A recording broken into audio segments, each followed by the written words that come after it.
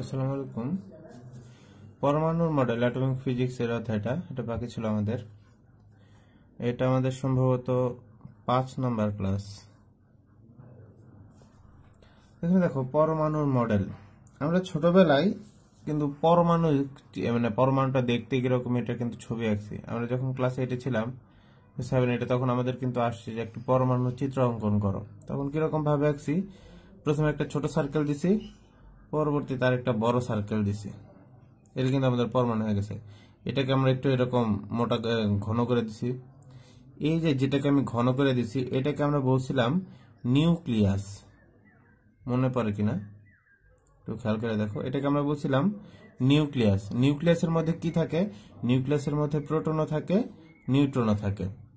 আর এই যে বাইরের যে সার্কেলটা দিছি, বাইরের সার্কেলের মধ্যে আমরা এখানে আবার ছোট ছোট এরকম কিছু সার্কেল দিছিলাম। একটু খেয়াল করে দেখবা, এই সার্কেল গুলোকে আমরা ই নামে প্রকাশ করছিলাম। ই মানে হইতেছে এখানে ইলেকট্রন। ই মানে কি? ই মানে হইতেছে ইলেকট্রন। তাহলে আমাদের একটা পরমাণুর মধ্যে কি থাকে? পরমাণু, এই যে আমাদের পরমাণুর মেইন যে সেন্টারটাকে আমরা বলছি নিউক্লিয়াস। নিউক্লিয়াসের মধ্যে থাকে প্রোটন, থাকে নিউট্রন থাকে। আর বাহিরের যে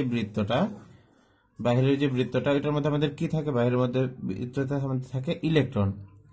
এখন দেখো, এই যে ইলেকট্রন, এই যে প্রোটন, এই ইলেকট্রন কিন্তু সবসময় নেগেটিভ চার্জ যুক্ত, আর এই যে প্রোটন যেটা সেটা কিন্তু পজিটিভ চার্জ যুক্ত। তাহলে আমাদের ইলেকট্রন কি করে? এই বৃত্তাকার পথে, এই আমাদের নিউক্লিয়াসকে কেন্দ্র করে সেই কিন্তু বৃত্তাকার পথে বারবার ঘুরতে থাকে। তাহলে কোনো জিনিস যদি বৃত্তাকার পথে ঘুরতে থাকে তাহলে তার মধ্যে কিসের সৃষ্টি হয় বলতো? কোনো জিনিস যদি বৃত্তাকার পথে ঘুরতে থাকে তাহলে তার মধ্যে কেন্দ্র বিমুখী বলের সৃষ্টি হয়। কেন্দ্র বিমুখী বল কি? যে বলের কারণে সে কেন্দ্রের দিকে থাকতে চায় না, কেন্দ্র থেকে দূরে ছুটে চলে যেতে চায়, সেই বলটাকে বলা হয় কেন্দ্র বিমুখী বল। তাহলে কেন্দ্র বিমুখী বল কেন আসবে? কারণ এই যে ইলেকট্রনটা তো প্রোটন, আমাদের এই নিউক্লিয়াসটাকে কেন্দ্র করে চারপাশে ঘুরতেছে, তাই না? তো কেন্দ্র বিমুখী বলের একটা সহজ উদাহরণ হইতেছে, তুমি একটা দড়ির সাথে একটা ইট বাইধা মাথার উপরে ঘুরাবা, তাহলে কি হবে? দড়িটা একদম টান টান হয়ে থাকবে। হঠাৎ করে তুমি যদি দড়িটা ছেড়ে দাও তাহলে দেখবে যে তোমার হাত থেকে দূরে চলে যেতেছে। যেমন এটা তোমার হাত, এই দড়ির মধ্যে এখানে তুমি একটা ইট বাঁধছো, ইট বাঁধে কি করছো? বৃত্তাকার পথে, এই বৃত্তাকার পথে তুমি কি করতেছো? এটাকে এরকম করে ঘুরাইতেছো। তো হঠাৎ করে তুমি যদি ছেড়ে দাও দড়িটা, তাহলে দেখবে যে এই আমাদের যে ইটটা আছে, এইটা কি করবে? দড়ি সহ দূরে কোথাও চলে যাবে, হয়তো এখানে চলে যাবে, এখানে চলে যাবে, দূরে চলে যাবে, এইখানে কিন্তু আর থাকবে না। তাহলে দেখো, হঠাৎ করে ছেড়ে দেওয়ার ফলে সে কোথায় চলে গেছে? বাইরে চলে গেছে, কেন্দ্র থেকে বাইরে চলে গেছে। তো কেন্দ্র থেকে বাইরে চলে গেছে কেন? কার মধ্যে? কারণ তার মধ্যে কেন্দ্র থেকে বাইরে যাওয়ার মধ্যে একটা বল সৃষ্টি হয়েছিল, সেই কারণে যখনই তুমি ছেড়ে দিছো ওই বলের মানটা বেশি হয়েছে, বলের কারণে সে দূরে চলে গেছে। আচ্ছা, তাহলে এখান থেকে বুঝলাম যে কোনো জিনিস যদি বৃত্তাকার পথে ঘোরে তাহলে তার মধ্যে কেন্দ্র বিমুখী বলের সৃষ্টি হয়। ইলেকট্রনটা কি করতেছে? বৃত্তাকার পথে ঘুরতেছে, তাহলে এর মধ্যে একটা কেন্দ্র বিমুখী বলের সৃষ্টি হবে। ভালো কথা, কেন্দ্র বিমুখী বলের সৃষ্টি হবে। তাহলে কেন্দ্র বিমুখী বলের মান কত দেখি। তাহলে ইলেকট্রনের ঘূর্ণনের কারণে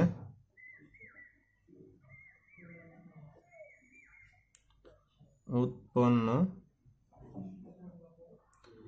কেন্দ্র বিমুখী বল।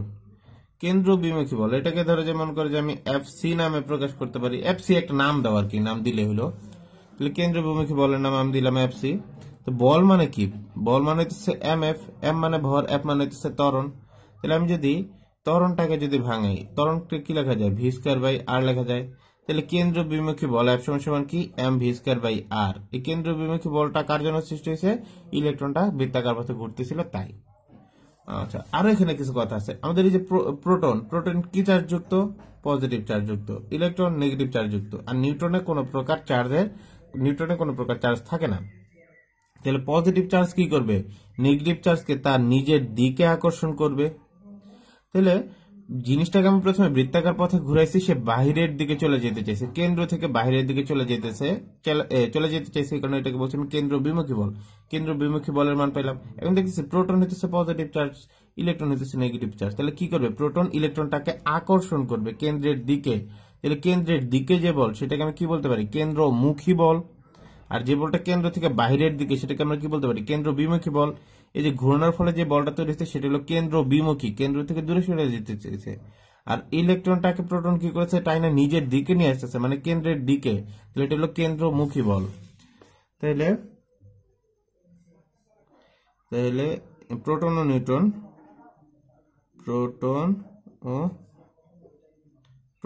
ইলেকট্রন, নিউট্রন কেন, প্রোটন ও ইলেকট্রনের আকর্ষণ বল, অথবা এটাকে আমি বলতে পারি কেন্দ্রমুখী বল। কারণ কি, এই বলের ডিরেকশনটা কোন দিকে দেখো তো, এই বলটা কেন্দ্রে, প্রোটন কি করতেছে, ইলেকট্রনটাকে টাইনা তার নিজের দিকে নিয়ে আসতেছে, তার মানে কেন্দ্রের দিকে, এই কারণে এটাকে বলছি কেন্দ্রমুখী বল। এখন এই যে আমাদের কেন্দ্রমুখী বল, এটাকে কি নামে দিব, এফসি, ওটা তো এফসি দিছি, এই ধরো যে এটার নাম দিলাম আমি এফ ই, একটা নাম দিলাম আর কি, F1 F2 তুমি দিতে পারো, কোনো সমস্যা নেই। তাহলে এই যে কেন্দ্রমুখী বলের মানটা সমানুপাতিক হবে কার, কেন্দ্রমুখী বলটা সমানুপাতিক হবে ইলেকট্রনের চার্জের বর্গের সমানুপাতিক এবং তাদের মধ্যবর্তী দূরত্বের বর্গের ব্যস্তানুপাতিক। এখন মধ্যবর্তী দূরত্ব দেখো, সে কি করতেছে, একটা বৃত্তাকার পথে ঘুরতেছে না, তাহলে বৃত্তাকার পথে ঘুরতেছে, তাদের মধ্যবর্তী দূরত্ব কি হবে, তাদের রেডিয়াসের সমান হবে না, অবশ্যই রেডিয়াসের সমান হবে, বৃত্তাকার পথে যেহেতু করতেছে। তাহলে মধ্যবর্তী দূরত্বটা কি, এখানে মনে করি একটা ইলেকট্রন আছে, এখান থেকে এখানে দূরত্ব কত, রেডিয়াস সমান না, তাহলে মধ্যবর্তী দূরত্ব কত, রেডিয়াস সমান। তাহলে বলছি কি, এই যে আমাদের কেন্দ্রমুখী আকর্ষণ যে বলটা, সেই কেন্দ্রমুখী আকর্ষণ বলটা সমানুপাতিক হবে কার, ইলেকট্রনের চার্জের বর্গের সমানুপাতিক এবং তাদের মধ্যবর্তী যে দূরত্ব, ইলেকট্রন আর প্রোটনের মধ্যবর্তী যে দূরত্ব, মধ্যবর্তী দূরত্বের বর্গের ব্যস্তানুপাতিক। এখন যদি সমানুপাতিক চিহ্ন তুলি, তাহলে কি ধ্রুবক দেওয়া লাগবে, সমানুপাতিক চিহ্ন তুলে যে ধ্রুবকটা আসবে, এটার মান হইতেছে 1/4 pi epsilon E square by R square. E মানে, এটা মানে হচ্ছে ইপসাইলন, এটাকে বলা হয় ভেদন যোগ্যতা, মানে ভেদ করার ক্ষমতা। এটা কনস্ট্যান্ট একটা মান, আমাদের এখানে যা আছে সবই কনস্ট্যান্ট মান, একটু সূত্রগুলো দেখতে একটু বেখাপ্পা, কিন্তু এখানে যা আছে সবই কনস্ট্যান্ট মান, এখানে অঙ্ক করার মতন কিছু নেই, যা সূত্রটা পারলে অটোমেটিক সব মান পেয়ে যাবে। তাহলে আমরা এটা পাইলাম কার মান, এটা পেলাম কেন্দ্রমুখী বল, এটা পেলাম কেন্দ্র বিমুখী বল। এই সূত্রগুলো কিন্তু আমার মুখস্থ করা লাগবে না, জাস্ট আমি তোমাকে দেখাইতেছি, কারণ আমাদের আরেকটা সূত্র লাগবে তো ওটা প্রমাণ করার জন্য। দেখো এখন আমি এই কলমটা, আমি এইখানে যদি মনে করে যে 5 নিউটন বলে টানি, আর এখানে যদি 7 নিউটন বলে টানি, কোথায় যাবে, এই 5 নিউটনের কাছে কিন্তু সে যাবে না, সে যাবে 7 নিউটনের কাছে।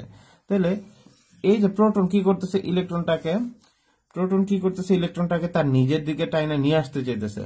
আবার কি নিজের দিকে নিয়ে আসতে চাইতেছে, কার কারণে, ওই যে এটা পজিটিভ চার্জ আর নেগেটিভ চার্জ, তাদের মধ্যে একটা আকর্ষণ বল, সেই আকর্ষণ বলের কারণে ইলেকট্রনটাকে সে কি করছে, টাইনা কেন্দ্রের কাছে নিয়ে আসতে চাইতেছে। আবার যেহেতু সে বৃত্তাকার পথে ঘুরতেছে, তার মধ্যে একটা কেন্দ্র বিমুখী বল সৃষ্টি হয়েছে, তার কারণে সে কেন্দ্রের দিকে দূরে সরে যেতে চাইছে।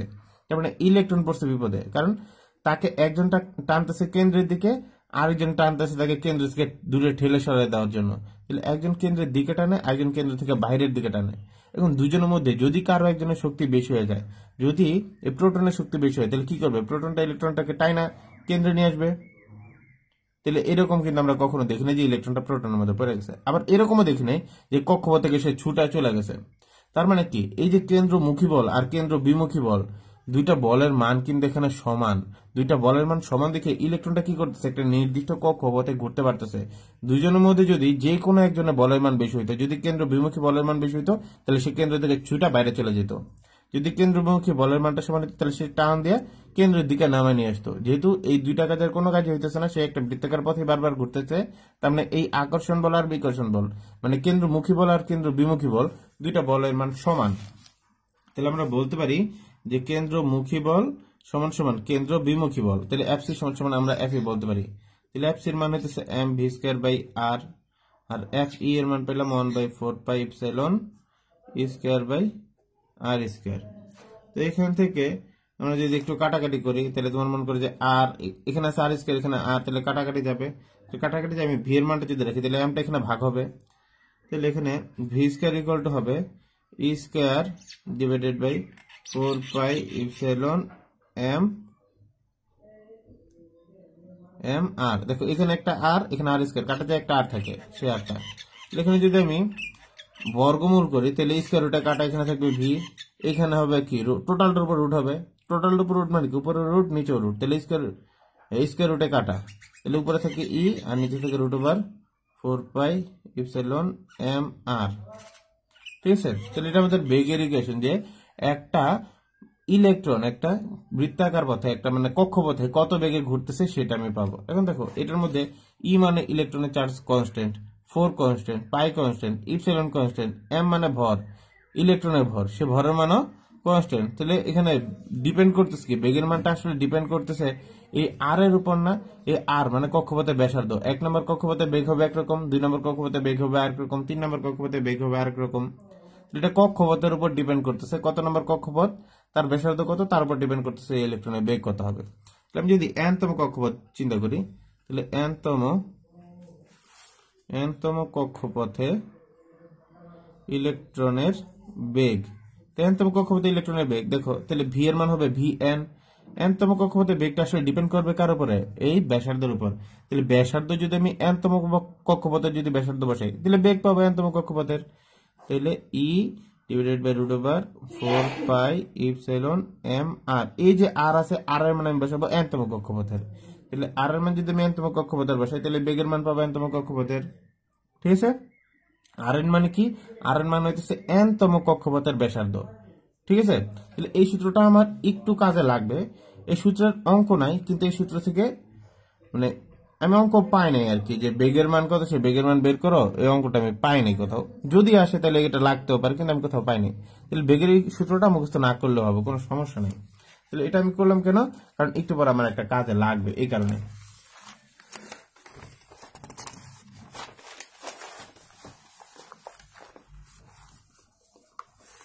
আচ্ছা, তাহলে ইলেকট্রনটা যেহেতু একটা কৌণিক পথে ঘুরতেছে, কৌণিক পথে ঘুরতেছে না, তাহলে কৌণিক পথে যদি কোনো জিনিস ঘোরে, তাহলে তার মধ্যে কিসের সৃষ্টি হয়, একটা কিসের সৃষ্টি হয়, একটা কৌণিক ভরবেগ। যেহেতু আমরা জানি ইলেকট্রনের ভর আছে, ইলেকট্রন একটা বৃত্তাকার পথে ঘুরতেছে, তার মানে বেগ আছে। তাহলে ভর যদি থাকে, বেগ যদি থাকে, তাহলে তার কি থাকবে, ভরবেগ থাকবে।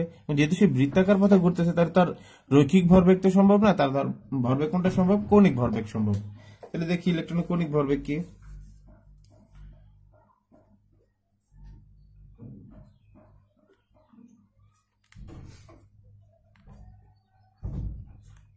ইলেকট্রনের কৌণিক ভরবেগ, ইলেকট্রনের কৌণিক ভরবেগকে এল দ্বারা প্রকাশ করা হয়। এল ইকুয়াল টু হইতেছে এম ভি আর। ইলেকট্রনের কৌণিক ভরবেগ কি বললাম, এম ভি ইন্টু আর। এম মানে কি ইলেকট্রনের ভর, ভি মানে ইলেকট্রনের বেগ, আর মানে কি ব্যাসার্ধ। যেহেতু কৌণিক পথে সে ঘুরতেছে, তাহলে ব্যাসার্ধ কি হবে, দেখো কৌণিক ভরবেগ, ভরবেগ মানে কি ভর ইন্টু বেগ, তাই না। এখন বেগের মানটা এখানে ভিটা রৈখিক বেগ দিচ্ছে, তার সাথে আমি কি করছি, রেডিয়াসটা নিয়ে এসে এটাকে আমি কৌণিক বানাই নিছি আর কি। কৌণিক ভরবেগ তাহলে কি হবে, এম ভি আর। এটা কৌণিক ভরবেগের সূত্র সরাসরি। তাহলে আমি এই আর এর মানটা আমি যত বসাবো, মানে কক্ষপথের যততম কক্ষপথের আমি ব্যাসার্ধ বসাবো, তততম কক্ষপথের কি আমি কৌণিক ভরবেগ পাবো না। এবং যদি আমি এন তম কক্ষপথ যদি চিন্তা করি, তাহলে এন তম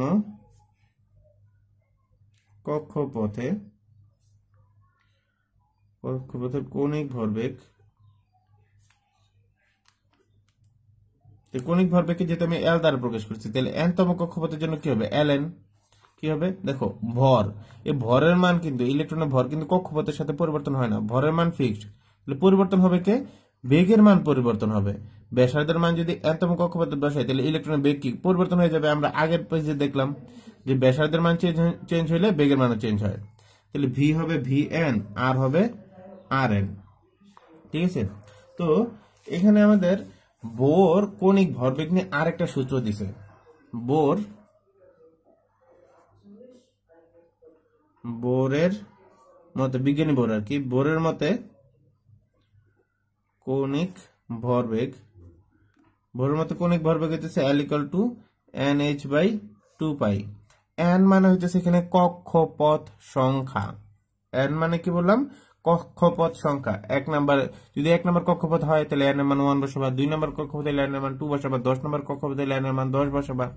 তাহলে এন ইকুয়াল টু কি হইতেছে এখানে কক্ষপথ সংখ্যা। এর এইচ মানে হইতেছে প্লাঙ্কের ধ্রুবক। ঠিক আছে, প্লাঙ্কের ধ্রুবক আমরা আগের অধ্যায়ে করছি যে প্লাঙ্কের ধ্রুবক কি, যখন আমরা ফটোতড়িৎক্রিয়া করছি এটার মধ্যে কিন্তু আমরা এইচ কি সেই জিনিসটা দেখছি। তাহলে এটার মধ্যে যদি আমি এন তম কক্ষপথ চিন্তা করি, তাহলে এন তম কক্ষপথে কৌণিক ভরবেগ, এন তম কক্ষপথে কৌণিক ভরবেগ কি হবে, এল এন। এগুলো কি হবে, এখন n তম কক্ষপথের আমি মান বসাই দেবো। n মনে করে যে এখন কত 10 নম্বর, তাহলে n এর মান 10 বসাবো, n এর মান 20 বসাবো, n এর মান 30 বসাবো, n এর মান যত বসাবো তত নম্বর কক্ষপথের আমি কৌণিক ভরবেগ পাবো। তাহলে হিসাব কিন্তু একই, nh/2 পাই। তাহলে এই দেখো এই nh/2 পাই এটা কার কৌণিক ভরবেগের সূত্র, কত নম্বর কক্ষপথ, n নম্বর কক্ষপথ। এখানে যেটা পাইলাম mvr, এটা কার কি মান, এটা হলো কৌণিক ভরবেগ, কার মান, n তম কক্ষপথের কৌণিক ভরবেগের মান। তাহলে এটাও n তম কক্ষপথের কৌণিক ভরবেগ, এটাও n তম কক্ষপথের কৌণিক ভরবেগ, তাহলে দুইটা কৌণিক ভরবেগ কি সমান হবে। তাহলে আমি বলতে পারি যে ln = ln, এখান থেকে লেখা যায় যে mvn rn = nh/2 পাই। আমার যেটা দরকার, আমার দরকার হইতেছে এই n তম কক্ষপথের ব্যাসার্ধ কত, সেই ব্যাসার্ধের মানটা বের করা। তাহলে rn = কি লেখা যায় দেখো তো, mvn কে নিচের দিকে নিয়ে যাব, তাহলে nh/2 পাই mvn। এখন vn এর মানটা আমরা একটু আগে বের করছিলাম, এই যে দেখো vn এর মানটা আমরা এখানে বের করছিলাম। vn এর মান পেলাম কত, e/4πε/mr। কি বললাম, e/4π√4πε/mr। তাহলে n এর জায়গায় n থাকলো, h এর জায়গায় h থাকলো, 2π থাকলো, m থাকলো। vn এর মান কি, vn এর মান হলো √4πε/mr n।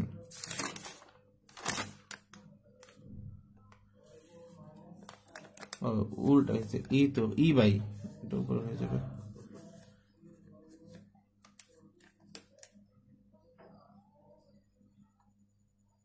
এটা rn এর মান,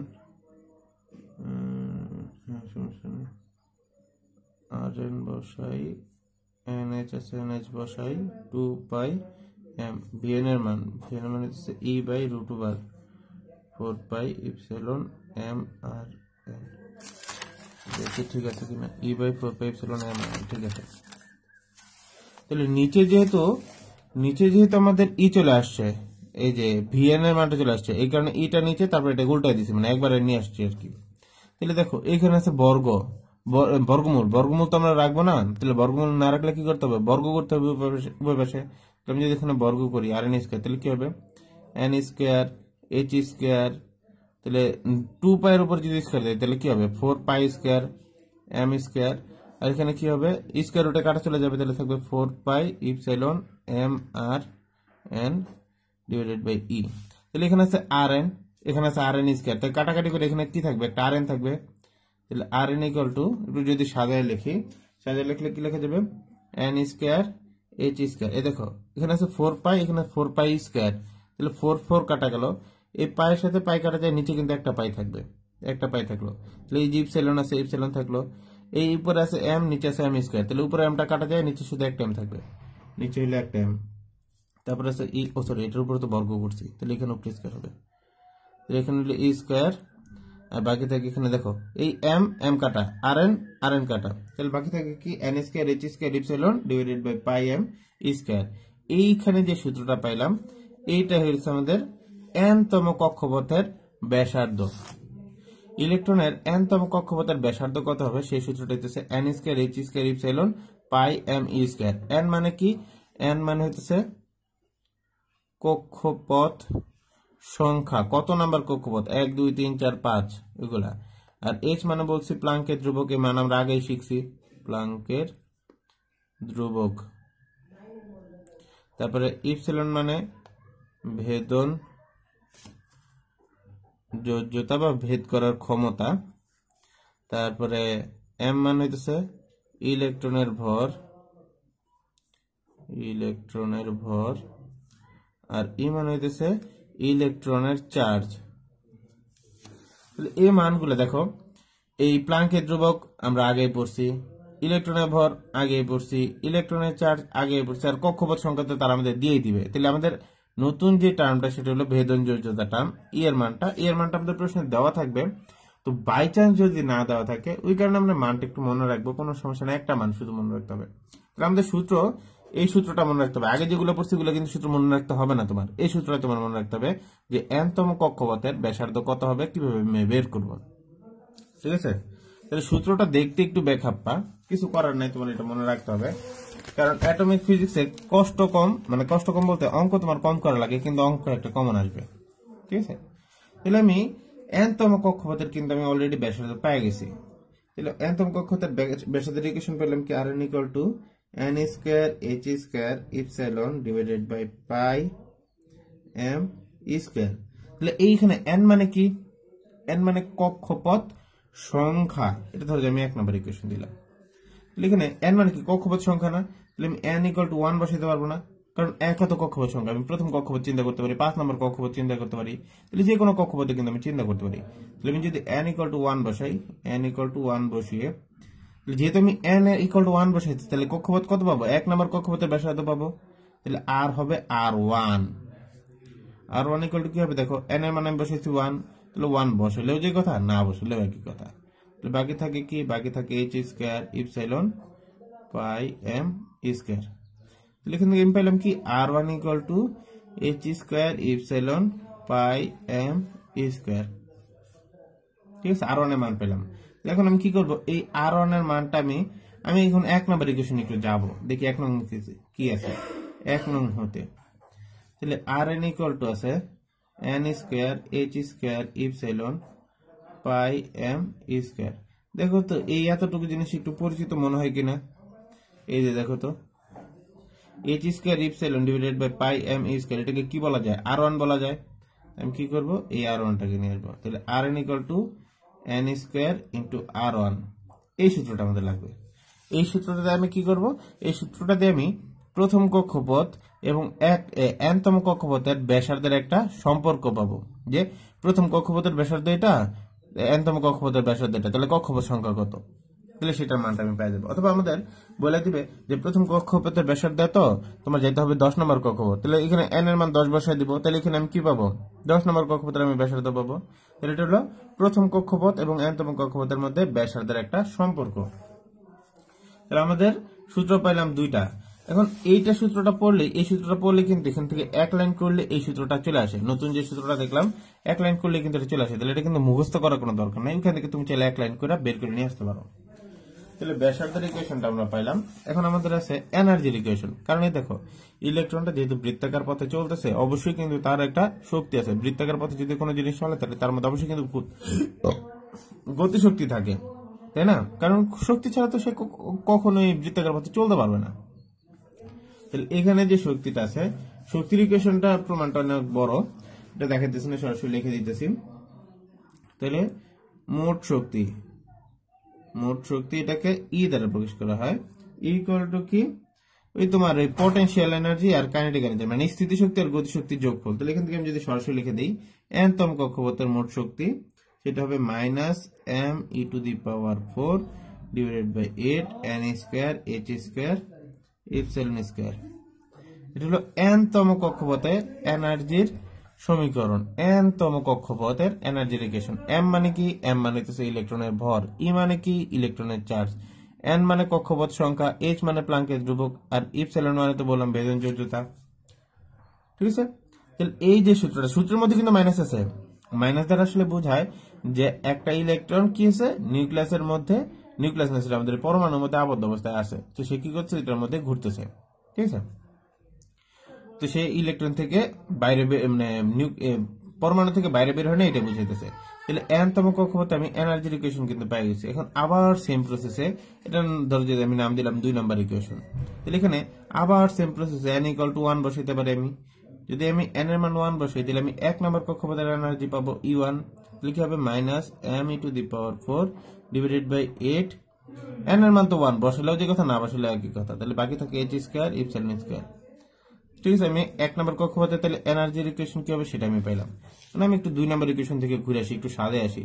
তাহলে 2 নং হতে, তাহলে En equal to minus m e to the power 4। আমি এখন নিচের লাইনটাকে একটু সাজাবো আমার সুবিধার জন্য। কি লিখবো, ওই n স্কয়ারটাকে একটু সামনে লিখলাম, আর 8 h স্কয়ার ইপসিলন স্কয়ারকে আমি একটু সাইডে লিখলাম। তো এটা লেখা যে কথা, এটা লেখা কিন্তু একই কথা। কেন লিখলাম, কারণ এই এতটুকুকে দেখো আমি কি লিখতে পারি, এখন E1 লিখতে পারি। তাহলে En ইকুয়াল টু কি হয়, E1 বাই n স্কয়ার। তাহলে এটাতে আমি কি পাবো, এক নাম্বার কক্ষপথ এবং n-তম কক্ষপথের মধ্যে এনার্জির একটা সম্পর্ক পাবো। n মানে এখানে কি কক্ষপথ সংখ্যা, তাহলে আমি এক নাম্বার কক্ষপথে যদি এনার্জি জানি, n-তম কক্ষপথে যদি এনার্জি জানি, তাহলে কক্ষপথ সংখ্যা কত, এই যে n-তম কক্ষপথের নাম্বার কত নাম্বার কক্ষপথ সেটা পাবো। অথবা তোমাকে বলে দিল যে এক নাম্বার কক্ষপথে এনার্জি এত, তোমাকে যেতে হবে 10 নাম্বার কক্ষপথে, তাহলে 10 নাম্বার কক্ষপথে এনার্জি কত, তাহলে এনে আমার 10 বসাই দিব, এক নাম্বার কক্ষপথে এনার্জি বসাই দিব, তাহলে আমি 10 নাম্বার কক্ষপথে এনার্জি পাবো। ঠিক আছে, তাহলে আমাদের কাজ শুধু এইটা দেখো, তোমার কিন্তু মুখস্থ রাখা লাগতেছে না, তোমার কাজ হইতেছে তুমি এনার্জির একটা ইকুয়েশন মনে রাখবা আর ব্যাসার্ধের একটা ইকুয়েশন, এই দুইটা সূত্র মুখস্থ রাখলে হয়ে যেতেছে। যেহেতু সূত্রগুলো দেখতে একটু বেখাপ্পা, আমাদের কাজ শুধু দুইটা সূত্র মুখস্থ রাখা, আর কিছু করার দরকার নেই।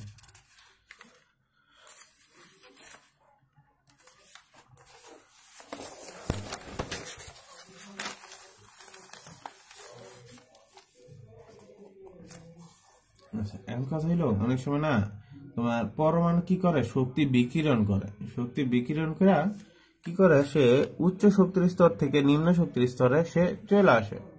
অনেক সময় শক্তি বিকিরণ করে, কিন্তু সে তো বিকিরণ করলে কি হয় দেখো, এই মনে করো আমাদের নিউক্লিয়াস, তাহলে আমাদের এখানে একটা কক্ষপথ আছে, এখানে আর একটা কক্ষপথ আছে, ঠিক আছে, দুটো কক্ষপথ আছে। তো আমাদের এখানে মনে করো যে একটা ইলেকট্রন আছে, এটা মনে করো যে 2 নম্বর, এটা তো আমাদের 2 নম্বর কক্ষপথ, তাই না? তাহলে 2 নম্বর কক্ষপথে একটা ইলেকট্রন আছে, সেই ইলেকট্রনটা কি করতেছে, 1 নম্বর কক্ষপথে সে শক্তিটা ছেড়ে দিতেছে, শক্তিটা ছেড়ে দিয়ে সে কি করবে, উচ্চ শক্তির স্তর থেকে সে নিম্ন শক্তির স্তরে আসবে। তাহলে যত কক্ষপথ বেশি, শক্তির স্তর তত বেশি, মানে শক্তিও তত বেশি। ঠিক আছে, যত বড় কক্ষপথে যাবা তত শক্তি বেশি। তাহলে এখানে দেখো কি হয়েছে, ওদের কিন্তু এই যে নিজস্ব এরিয়া যে ভাগ করে, এটা কিন্তু খুব স্ট্রিক্টলি ওরা হ্যান্ডেল করে। যেমন কি ওরা সিস্টেমটা ওদের এরকম যে 2 নম্বর কক্ষপথে, মানে কথার কথা তোমাদের বুঝাইতেছি, যে 2 নম্বর কক্ষপথে যদি কোনো ইলেকট্রন থাকতে চায়, তাকে 20 জুল শক্তি নিয়ে থাকতে হবে, কথার কথা। তাহলে 2 নম্বর কক্ষপথে যদি কোনো ইলেকট্রন থাকতে চায়, তাকে 20 জুল শক্তি নিয়ে থাকতে হবে। আর 1 নম্বর কক্ষপথে যদি কোনো ইলেকট্রন থাকতে চায়, তার শক্তি নিয়ে থাকতে হবে 10 জুল। 10 জুলের বেশি শক্তি হলেও সে 1 নম্বর কক্ষপথে তাকে থাকতে দেবে না, আবার 10 জুলের কম হলেও তাকে 1 নম্বর কক্ষপথে থাকতে দেবে না। 2 নম্বর কক্ষপথের ক্ষেত্রেও সেম, 20 জুলের চাইতে কম হলেও তাকে থাকতে দেবে না, 20 জুল থেকে বেশি হলেও তাকে থাকতে দেবে না। তাহলে এই কক্ষপথগুলোতে থাকতে হলে তাকে নির্দিষ্ট পরিমাণ শক্তি নিয়েই থাকতে হবে।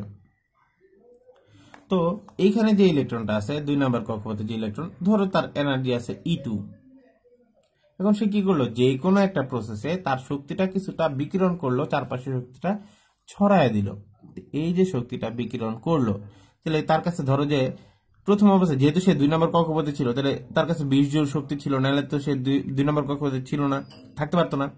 এখন 20 জুল শক্তি থেকে সে কি করলো, মনে করো যে 2 জুল শক্তি হারায় ফেললো, বা 5 জুল শক্তি হারায় ফেললো, তাহলে তার এখন শক্তি হয়ে গেছে কত, 15 জুল। সে কি 2 নম্বর কক্ষপথে থাকতে পারবে? কখনো কিন্তু পারবে না। তাই সে কি করতে হবে, 2 নম্বর কক্ষপথ থেকে তাকে বের করে দিবে। তো যেহেতু তার শক্তি এই পয়েন্টে কম, তাহলে সে 2 নম্বর কক্ষপথে থাকতে পারতেছে না। সে কি করবে, এখন 1 নম্বর কক্ষপথে আসতে যাবে। কিন্তু 1 নম্বর কক্ষপথে আসতে চলে ভেজাল আছে, কারণ হইতেছে 1 নম্বর কক্ষপথে কেউ যদি থাকতে চায়, তার শক্তি হতে হবে 10 জুল। তার কত আছে এখন, 20 জুল প্রথমে ছিল, 5 জুল শক্তি মনে করে যে বাইরে বের করে দিছে, তাহলে তার কাছে আছে 15 জুল। তাহলে সে কি করতে চাইতেছে, এখন 1 নম্বর কক্ষপথে আসতে চাইতেছে। 1 নম্বর কক্ষপথে আসতে চাইলে তার কি করতে হবে, 10 জুল শক্তি হয়ে তারপর আসতে হবে, বেশি হলে হবে না, কম হলে হবে না। তাহলে তার কি করতে হবে, শক্তি বিকিরণ করতে হবে। তাহলে তার কতটুকু শক্তি ছাড়তে হবে বলতো, তার কাছে আছে 15, হইতে হবে 10, তাহলে কতটুকু, 5 জুল তাকে শক্তি ছাড়তে হবে। এটা মানে উদাহরণ দিয়ে তোমাদের বুঝাইলাম। তাহলে দেখো, কোন ইলেকট্রনকে যদি আমি 2 নম্বর কক্ষপথ থেকে যদি 1 নম্বর কক্ষপথে নিয়ে আসতে চাই, তাহলে কতটুকু শক্তি এখানে বিকিরণ করতে হবে বলতো। 2 নম্বর কক্ষপথের এনার্জি থেকে যদি আমি 1 নম্বর কক্ষপথের এনার্জি বিয়োগ করি, দেখো 2 নম্বর কক্ষপথের এনার্জি আছে 20 জুল, 1 নম্বর কক্ষপথের এনার্জি আছে 10 জুল। তাহলে 2 নম্বর থেকে যদি আমি 1 নম্বর আসতে চাই, তাহলে আমার কতটুকু শক্তি ছাড়তে হবে, 20 - 10, তার মানে 10 জুল। ঠিক আছে, তাহলে আমার কতটুকু শক্তি ছাড়তে হবে, বিকীর্ণ বিকীর্ণ বিকীর্ণ বানান কি, বিকীর্ণ শক্তির পরিমাণ, কতটুকু তোমার শক্তি বিকীর্ণ করতে হবে। সে ধরো যেমন করে যে ইকুয়াল টু কি হবে, E2 - E1, এটা। এবং এই সূত্রটাকে তোমার ভাঙাইলে আর একটা বড় সূত্র হয়, কিন্তু তোমার কি দরকার আছে সূত্র মুখস্থ করার? আমার তো মনে হয় না দরকার আছে। তাহলে আমি যদি লিখি, যদি তাহলে ই, আমরা ই এর সূত্র কি জানি? Minus M E to the power 4 divided by 8 N square H square epsilon square, তাই না? এখন এই এন, এটা কি 2 নম্বর কক্ষপথ, এখানে এন 2 দিলাম। এখন এটার ক্ষেত্রে কি হবে? এই যে একটা মাইনাস আছে, সূত্রের আর একটা মাইনাস আছে। সূত্র মাইনাস কোনটা? যে minus M E to the power 4 divided by 8 N square H square epsilon square. এই এনটা কত হবে? 1 নম্বর কক্ষপথের, তার মানে এন 1। তাহলে এখান থেকে আসতেছে ই ইকুয়াল টু এ মাইনাস কি হয়ে যাবে? প্লাস হয়ে যাবে। তাহলে এম, এটাকে যেহেতু এটা প্লাস হয়ে গেছে, প্লাসটাকে সামনে লিখতেছি, এটাকে পরে লিখতেছি। তাহলে M E to the power 4 divided by 8 N 1 square H square E square. তাহলে এটা মাইনাস মাইনাসে প্লাস, আর এই মাইনাসটা এখানে চলে আসলো। এটাকে পরে লিখলাম, এটাকে আগে লিখলাম আর কি। Minus M E to the power 4 8 N square, এটা এন 1, এখানে কি হবে? এন 2 কিনতে হবে, কারণ এটাকে পরে লিখতেছি। N square H square epsilon square.